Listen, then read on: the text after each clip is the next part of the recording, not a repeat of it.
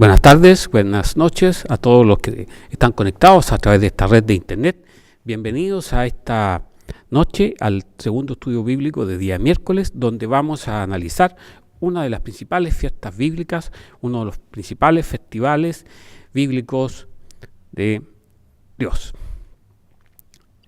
Una de las creencias fundamentales de la Iglesia de Dios Unida, una asociación internacional, está relacionada con las fiestas bíblicas.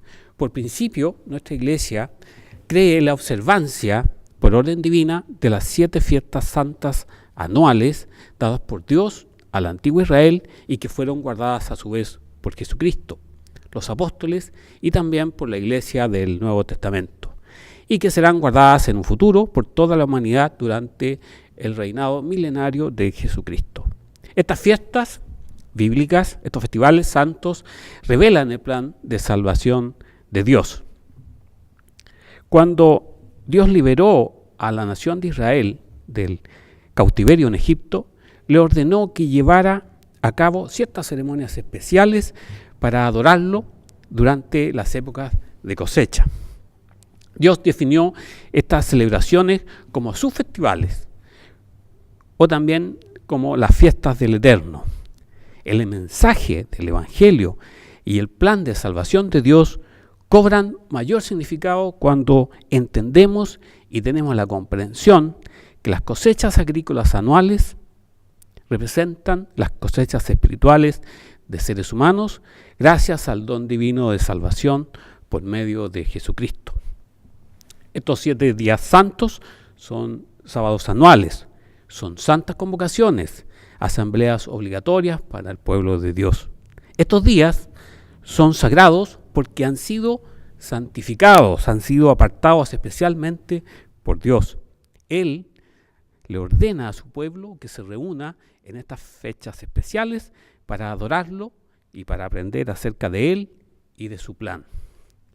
Su propósito no se limita solamente a que nos convoquemos para venerarlo, sino que además Él desea que tengamos un compañerismo espiritual y que nos regocijemos, que nos alegremos juntos. Según leemos en el Nuevo Testamento, Jesucristo y la Iglesia continuaron guardando fielmente estos días. Jesucristo celebró estos festivales y nosotros, como sus seguidores, debemos andar como Él anduvo. La Iglesia del Nuevo Testamento comenzó en una fiesta anual, comenzó en el día de Pentecostés. Los apóstoles y los discípulos de la Iglesia primitiva continuaron guardando estas fiestas mucho después de la muerte y resurrección de Jesucristo. Pablo, el apóstol Pablo, confirma la vigencia de su observancia y hace una comparación. Las compara a sombras, es decir, a una reseña o a una guía permanente de los grandes acontecimientos que aún están por cumplirse en el plan de salvación de Dios. Además, Pablo le dijo a la congregación que se reunía en Corinto: celebremos la fiesta, refiriéndose a estos días santos, a estos festivales bíblicos. Por medio de la celebración de estos festivales, el pueblo de Dios mantiene centrada su atención en la labor de Jesucristo, el Mesías, durante todo el año. Mediante la predicación del Evangelio del Reino de Dios y el llamado que Dios nos hace a una nueva vida, se lleva a cabo este proceso de edificación de la Iglesia como la familia de Dios. Cuando enfocamos en Cristo como el punto central, empezamos a entender el significado especial de estas festividades anuales, de estos festivales. Y así, en la celebración de las 7 fiestas anuales, encontramos que hay 7 días santos que son sábados anuales. Estos sábados anuales son el primero y el último día de la fiesta de panes y levadura, la fiesta de Pentecostés, la fiesta de las trompetas, el día de expiación, el primer día de la fiesta de tabernáculos y el último gran día. Aunque la Pascua es una fiesta bíblica, no es un sábado anual como veremos en esta tarde. El plan de salvación que encontramos revelado en las Sagradas Escrituras está revelado en estas 7 fiestas anuales. Y esta noche vamos a revisar la primera de estas fiestas, que es la Pascua en su etapa del Antiguo Testamento. Esta fiesta, la Pascua, nos enseña que Jesucristo no tenía pecado, pero entregó su vida como el Cordero de Dios para que los pecados de la humanidad pudieran ser perdonados y la pena de muerte fuera eliminada. Aunque esta fiesta, la Pascua, no se celebra como un día santo, como un día sábado, es la primera fiesta del año. Ahora busquemos en la Biblia las instrucciones que Dios nos ha entregado con respecto a esta fiesta de la Pascua, así como el significado de ella. Esto nos va a ayudar a entender por qué nosotros el día de hoy debemos seguir celebrándola. En síntesis, en un resumen de esta fiesta, por medio de Moisés, Dios le dijo al faraón: deja ir a mi pueblo a celebrarme fiesta en el desierto. Y mediante una serie de 10 plagas, Dios mostró su gran poder y libertó a los israelitas de la esclavitud en Egipto. Después de la 9ª plaga, Dios le da instrucciones específicas al pueblo de Israel acerca de la 10ª y última plaga, que era inminente, así como de lo que cada familia tenía que hacer para escapar de esa plaga. Dios le ordena que en el 10º día del primer mes, cada jefe de familia israelita debía apartar un cordero o un macho cabrío lo suficientemente grande para alimentar a todos los de su casa. Debía ser un animal joven de 1 año, sin defecto alguno. Debían sacrificarlo el día 14 de ese mes y poner un poco de la sangre en los 2 postes y en el dintel de la casa. Luego, debían asar la carne y comerla apresuradamente junto con panes y levadura y con hierbas amargas. Más adelante, Dios les dijo a los israelitas que esa noche Él mataría a todos los primogénitos de Egipto para convencer al faraón de que les diera la libertad. Los primogénitos de los israelitas serían especialmente protegidos si la señal de la sangre estaba en la puerta de sus casas. Dios pasa por encima de las casas de los hijos de Israel en Egipto cuando hirió a los egipcios y libró nuestras casas, dice la Escritura. Dios le dijo a los israelitas que ese día sería un recordatorio para ellos. Y este día os será en memoria y lo celebraréis como fiesta solemne para el Eterno durante vuestras generaciones. Por estatuto perpetuo lo celebraréis, dice la Escritura. Siglos después, los escritores de la Biblia explicaron que este sacrificio de la Pascua simbolizaba a Jesucristo. El apóstol Pablo escribió mucho más adelante, en 1 Corintios, nuestra Pascua, que es Cristo, ya fue sacrificada por nosotros. Y también, en su momento, en su tiempo, Juan el Bautista reconoció a Jesús como el Cordero de Dios que quita el pecado del mundo. Entonces vemos que este Cordero o macho cabrío sin mancha representaba a Jesucristo como el inmaculado y como el perfecto sacrificio por nuestros pecados. En Hebreos, en el capítulo 9, se nos dice: estando ya presente Cristo, sumo sacerdote de los bienes venideros, no por sangre de machos cabríos ni de becerros, sino por su propia sangre entró una vez para siempre en el lugar santísimo, habiendo obtenido eterna redención. Jesucristo, entonces, como nuestro Cordero Pascual, nos compró derramando su sangre hasta la muerte en pago de la pena de muerte por nuestros pecados. Entonces vamos a ver ahora, a continuación, cómo en tiempos del Antiguo Testamento la Pascua prefiguraba la crucifixión de Jesucristo. Ahora, en estos tiempos, la Pascua del Nuevo Pacto es una conmemoración de este hecho. A nosotros nos corresponde celebrarla, y al hacerlo anunciamos su muerte hasta que Él venga, hasta que Jesucristo retorne. Sabemos que las fiestas de Israel, estos festivales bíblicos, tienen un doble cumplimiento. Tienen un cumplimiento tanto histórico como un cumplimiento profético. En esta fecha, en el mes de abril, este año se celebra la Pascua, y que es una celebración continua, quizás la más antigua del mundo, y la cual vamos a ver desde estas dos perspectivas, en su cumplimiento histórico, en el Antiguo Testamento, y su cumplimiento profético, en el Nuevo Testamento. Veamos algunos antecedentes preliminares que aparecen en Génesis.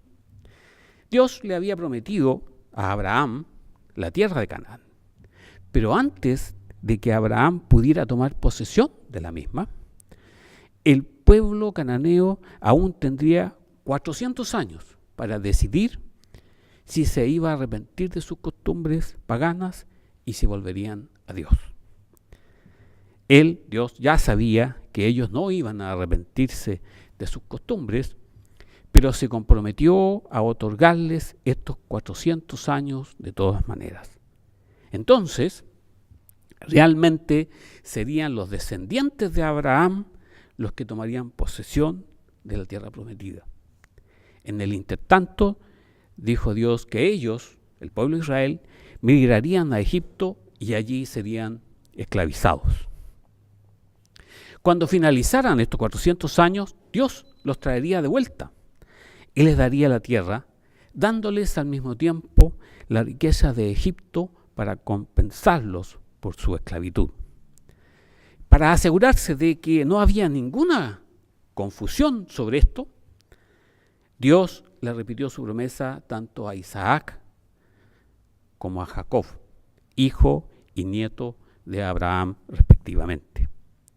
Y cuando llegó el momento, Dios llamó a Moisés para ser el libertador del pueblo de Israel y nombró a su hermano Aarón para que lo ayudara. Y después de 9 plagas que casi destruyen a Egipto, Dios le dio a Moisés y Aarón instrucciones específicas para proteger al pueblo de la 10ª y última plaga, la muerte de los primogénitos. Entonces ahora entramos de lleno a este cumplimiento histórico, al momento en el que Dios instituye la Pascua. Pasemos a las Escrituras, pasemos al Antiguo Testamento, vamos al libro de Éxodo y leamos en el capítulo 12, desde los versículos 1 al 5, estas instrucciones de Dios cuando instituye la Pascua. Dice en el versículo 1, habló el Eterno a Moisés y a Aarón en la tierra de Egipto, diciendo, este mes os será principio de los meses, para vosotros será este el primero en los meses del año. Hablad a toda la congregación de Israel diciendo, en el 10 de este mes, tómese cada uno un cordero, según la familia de los padres, un cordero por familia. Mas si la familia fuere tan pequeña que no baste para comer el cordero, entonces él y su vecino inmediato a su casa tomarán uno según el número de las personas, conforme al comer de cada hombre. Haréis la cuenta sobre el cordero. El animal será sin defecto, macho de 1 año, lo tomaréis de las ovejas o de las cabras. Desde el comienzo de la historia del hombre, hasta ese momento, el mes del que Dios hablaba había sido siempre el 7º mes, llamado Nisán. En el anuncio anterior, Él ordena un cambio de 6 meses en el calendario del pueblo de Israel. El 7º mes ahora sería el primero. Debido a su dependencia en los ciclos agrícolas, los israelitas retuvieron el calendario original que se iniciaba en el otoño y lo sobrepusieron a este nuevo calendario.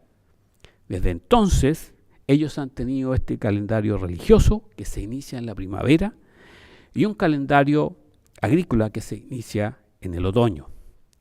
Pero continuamos con las instrucciones para comer la Pascua. Vayamos a Éxodo, a los capítulos 12, versículos 6 al 11. Y lo guardaréis, refiriéndose al cordero, hasta el día 14 de este mes, el mes de Nisán, y lo inmolará toda la congregación del pueblo de Israel entre las 2 tardes, Y tomarán de la sangre y la pondrán en los dos postes y en el dintel de las casas en que lo han de comer. Y aquella noche comerán la carne asada al fuego y panes sin levadura. Con hierbas amargas lo comerán. Ninguna cosa comeréis de él cruda ni cocida en agua, sino asada al fuego. Su cabeza con sus pies y sus entrañas. Ninguna cosa dejaréis de él hasta la mañana, y lo que quedare hasta la mañana lo quemaréis en el fuego y lo comeréis así, ceñidos vuestros lomos, vuestro calzado en vuestros pies y vuestro bordón en vuestra mano, y lo comeréis apresuradamente. Es la Pascua del Eterno.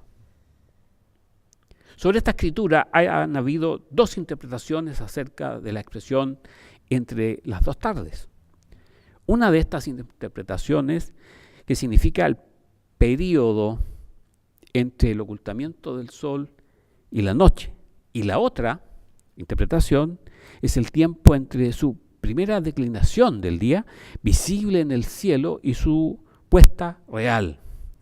El hecho de que el sacrificio de este Cordero Pascual fuera en el día 14 del mes, no después de la puesta del sol, que daba comienzo al día 15, hacía que Israel, al menos en los últimos tiempos, interpretaran esta expresión entre las dos tardes como el período que va entre la declinación del sol, que comienza tan pronto como pasa su cenit, su punto más alto, y su ocaso total, es que viene a ser el crepúsculo. En tiempos de Josefo, la costumbre oficial era ofrecer el cordero a la hora novena, o sea, alrededor de las 15 horas o las 3 de la tarde. En cuanto a la sangre, parte de la sangre de estos corderos se debía poner en los postes y en el dintel de las puertas de las casas de cada familia. Y cuando los corderos estuvieran asados, completamente cocinados en el fuego, los debían comer rápidamente, acompañados de pan sin levadura y con hierbas amargas, que eran unos rábanos picantes. De esa manera, la primera Pascua fue la primera comida del día 14, ingerida después del atardecer, que es el que marcaba el nuevo día.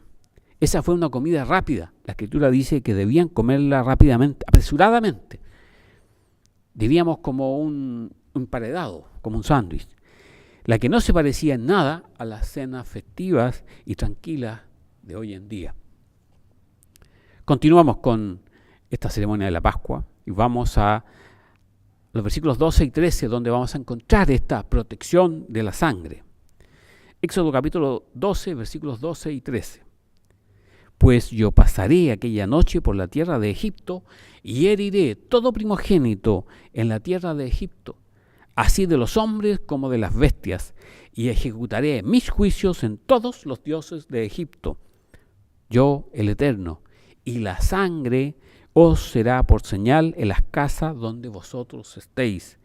Y veré la sangre y pasaré de vosotros, y no habrá en vosotros plaga de mortandad cuando hiera la tierra de Egipto.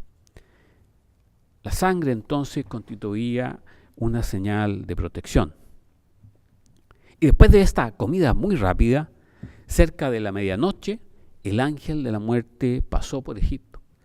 Y los primogénitos, tanto de los humanos, de los hombres, como de los animales, perecieron, murieron esa noche. El ángel pasó sobre las casas que tenían sus puertas pintadas con la sangre del cordero.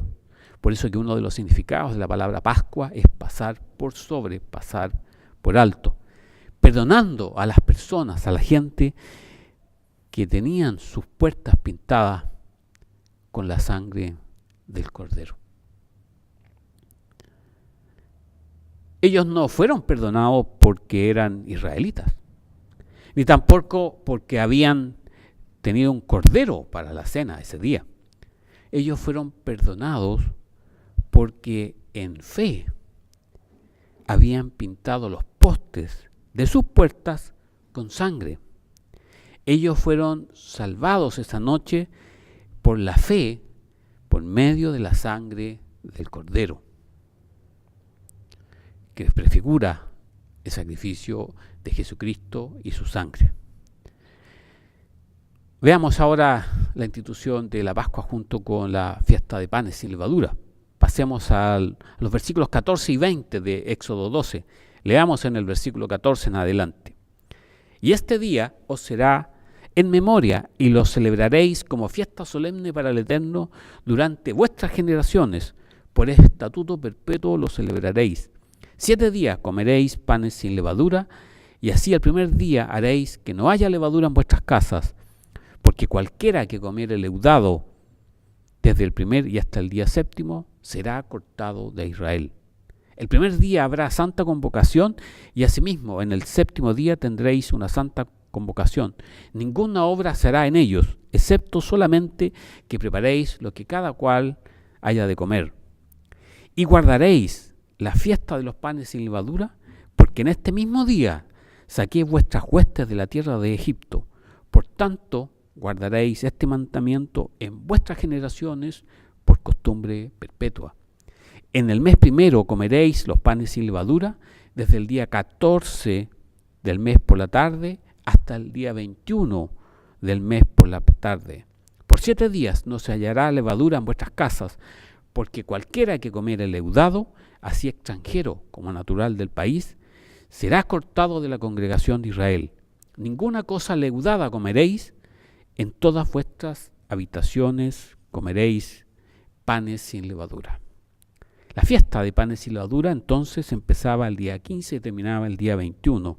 No se podía utilizar ninguna levadura en ninguna comida que se preparaba, como tampoco podía haber levadura en las casas durante todos esos días. Cuando los israelitas se establecieron en Israel, puesto que el 15 era una fiesta solemne, el primer día de panes sin levadura, y un sábado especial, después que el cordero ceremonial era consumido, el resto del día 14 se usaba para la preparación de este día, porque ningún trabajo podía hacerse desde el atardecer. Cualquier levadura que se pudiera encontrar en las casas era desechada, y el grueso de la compra de la comida y su preparación se efectuaba en ese momento. A pesar de que era la Pascua, ese día llegó a conocerse como el día de la preparación. Y desde ese día en adelante, la Pascua se ha celebrado, lo que es una de las más asombrosas muestras del poder de Dios. Continuamos con esta ceremonia. Moisés le dice a los ancianos de Israel que hagan como Dios les instruyó. Veamos esto en Éxodo capítulo 12, versículos 21 al 23. Comencemos en el versículo 21.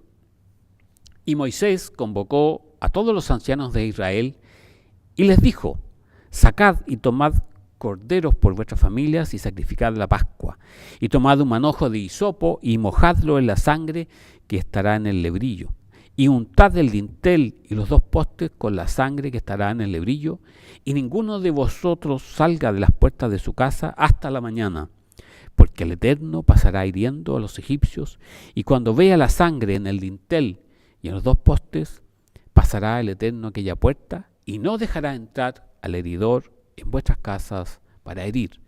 Vemos que las instrucciones fueron impartidas a los ancianos de Israel en el sentido de que esta sangre del cordero era una señal de protección.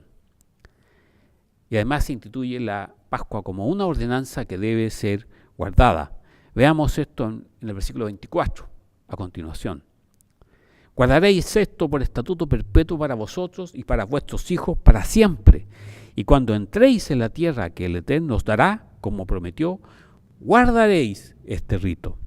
Y cuando os dijeren vuestros hijos: ¿qué es este rito vuestro?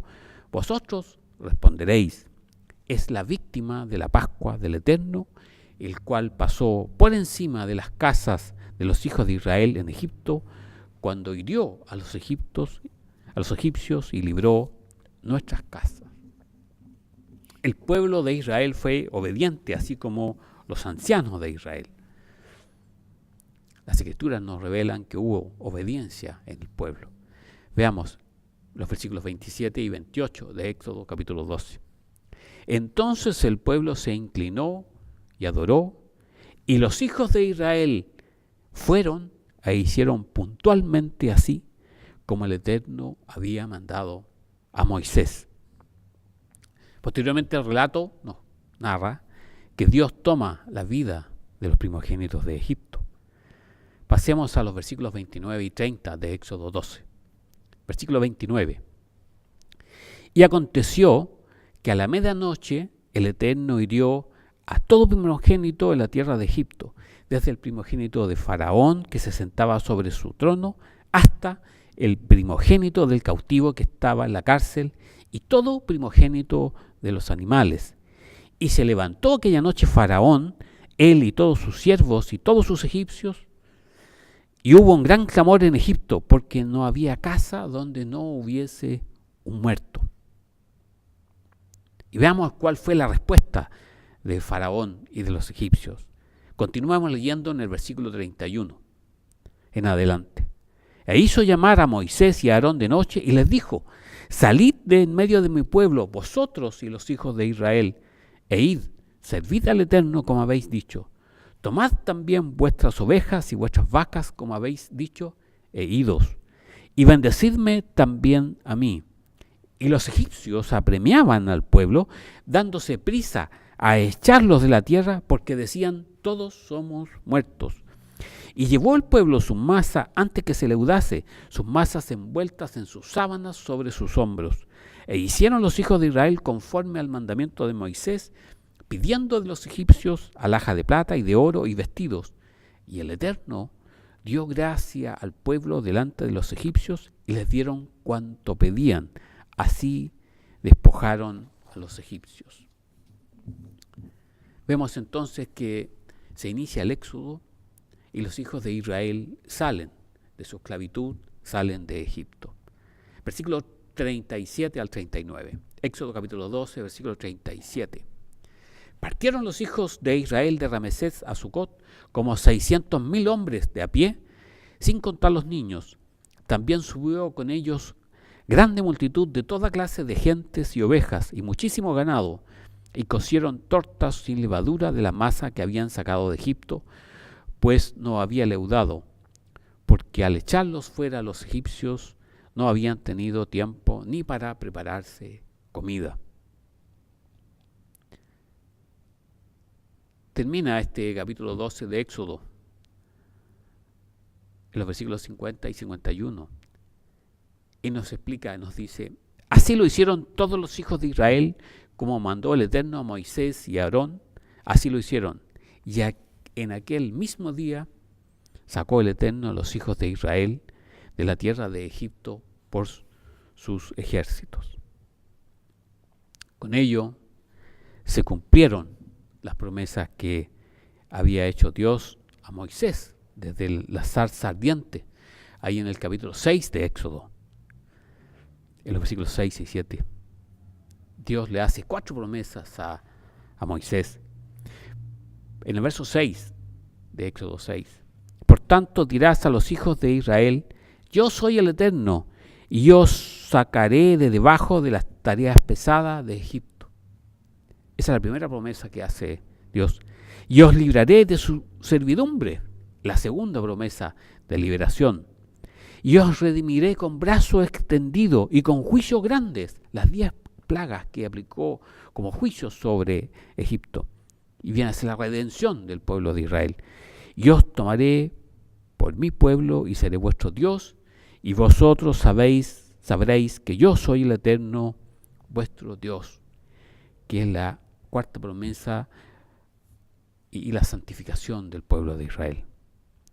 Vemos entonces que Dios liberó a su pueblo de las ataduras de la esclavitud en Egipto, derrotando al país más poderoso de la tierra en esa época, sin utilizar ejército alguno. Y sin que nadie de su pueblo muriera. Nadie del pueblo de Israel se murió o se perdió o no participó, sino solamente se ejecutó por el poder de Dios, por el poder de su brazo extendido. Las Escrituras nos cuentan que más de 1 millón de esclavos salieron de Egipto, más de 600.000 hombres, que implica, si contamos con sus familias, más los extranjeros y otras personas que estaban con ellos, alrededor de 2 millones de personas que salieron de Egipto ese día, llevando consigo la inmensa riqueza de sus antiguos captores, de sus opresores, recibiendo este pago, esta retribución por su trabajo como esclavos, como sueldos atrasados por este pesado trabajo que tuvieron en Egipto. Podemos apreciar también que en esta maravillosa obra de liberación que hace Dios, los enfermos fueron sanados, puesto que los inválidos caminaron y los débiles se fortalecieron. Ninguno de ellos se quedó atrás, puesto que si pensamos que en una comunidad de 1 millón de personas o más, no hay ningún día en que alguien no se encuentre completamente bien de salud. Pero los israelitas, que eran unos esclavos sobretrabajados, sobrecargados de trabajo, mal atendidos, sin embargo, salieron de Egipto ese día por sus propios medios. Y así tenemos cumplida esta primera parte de esta fiesta de la Pascua, este cumplimiento histórico. Como vimos al comienzo, las fiestas de Dios tienen un cumplimiento doble, un cumplimiento histórico y un cumplimiento profético. El cumplimiento profético se comienza en el primer capítulo del Evangelio de Juan, donde Jesús es presentado como el Cordero de Dios que quita el pecado del mundo.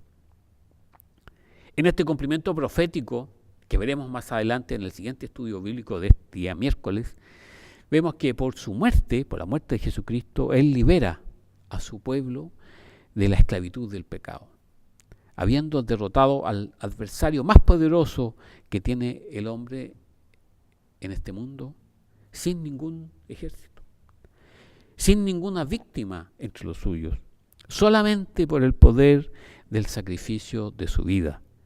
Miles de millones de antiguos esclavos serán liberados pronto, recibiendo también riquezas inconmensurables.